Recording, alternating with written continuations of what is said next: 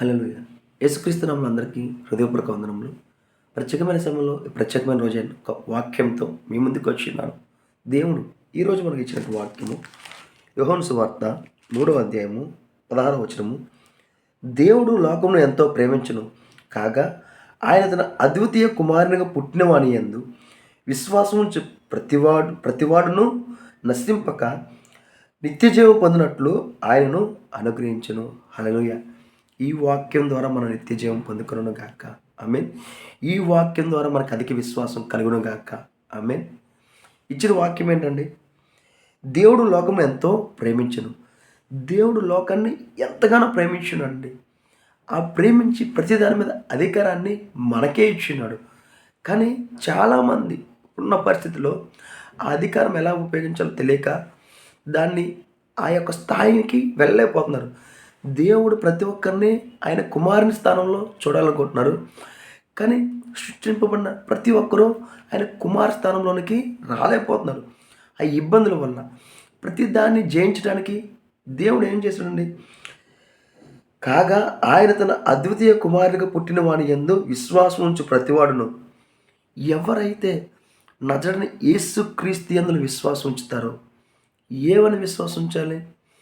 ఆయన నీ కొరకు పుట్టి ఉన్నాడు, ఆయన నీ కొరకు మరణించి ఉన్నాడు, ఆయన నీ కొరకు తిరిగి లేచినాడు. ఎవరైతే విశ్వసించున్నాడో ఆ విశ్వాసం ద్వారా దేవుని యొక్క వారసులుగా మనము మారిపోయాం.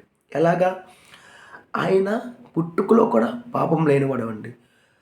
దేవుడు ఏం చేసింది? కన్యక గర్భవతివై కుమారుని కనెను.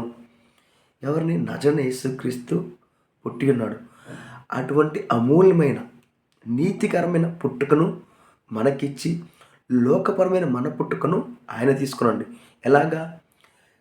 ఇది సిలువ ద్వారా. హల్లెలూయా. ఎవరైతే సిలువను విశ్వసించున్నారో, నజరుడైన యేసుక్రీస్తు నీ కొరకు మరణించి తిరిగి లేచిన విశ్వసించున్నారో, ఆ పునరుద్ధానం ఉన్న శక్తి ద్వారా ఆ క్రీస్తు పుట్టుకకు మనం వారసులుగా మారి ఉన్నాము. కాబట్టి ఆయన యందు విశ్వాసం ఉంచిన ప్రతి ఒక్కరూ ఏమవుతారండి? నిత్య జీవానికి వారసులు అవుతారు. ఈరోజు ఈ వాక్యం ద్వారా ప్రతి ఒక్కరూ నిత్య జీవానికి వారసులుగా మారునుగాక. ఆమేన్. ప్రతి ఒక్కరండి, అందరూ ఆయన నిత్య జీవానికి వారసులే. ఎప్పుడైతే ఆయన మన కొరకు మరణించి తిరిగి లేచున్నాడో దాని ద్వారా నిత్య జీవానికి వారసులుగా అందరము మారిపోయి ఉన్నాము. కానీ మన విశ్వాసం మనం అది పొందుకోవాలి. నీ విశ్వాస సామర్థ్యము ప్రతి ఒక్క విషయంలో నీకు విజయాన్ని కలగజేస్తుంది.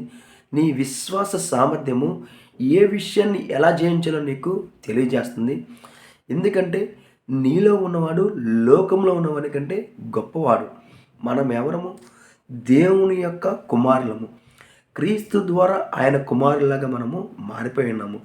కాబట్టి ఈరోజు ఈ వాక్యంలో ఉన్న ప్రతి ఒక్క ఫలాన్ని ప్రతి ఒక్కరూ పొందుకొనును గాక. ఆమేన్. ప్రార్థించుకుందామా? స్తోత్రం మహోన్నతమైన దేవానికి వందన స్తోత్రాలు చెల్లించుకున్నాం తండ్రి. ఇచ్చిన వాక్యాన్ని బట్టి నీకే కోట్ల స్తోత్రాలు చెల్లించుకున్నాం తండ్రి. ప్రతి ప్రయాణాల తండ్రి మీరే తోడే నడిపించండి తండ్రి. నీ యొక్క వారసులుగా తండ్రి క్రీస్తు ద్వారా తండ్రి మమ్మల్ని చేసుకుంటున్నావు తండ్రి.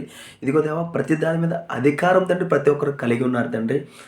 ఆ అధికారాన్ని తెలుసుకుని తండ్రి ప్రతి ఒక్క విషయంలో తండ్రి ప్రతి ఒక్కరు విజయం పొందుకునుగా కానీ ప్రవచిస్తాం తండ్రి.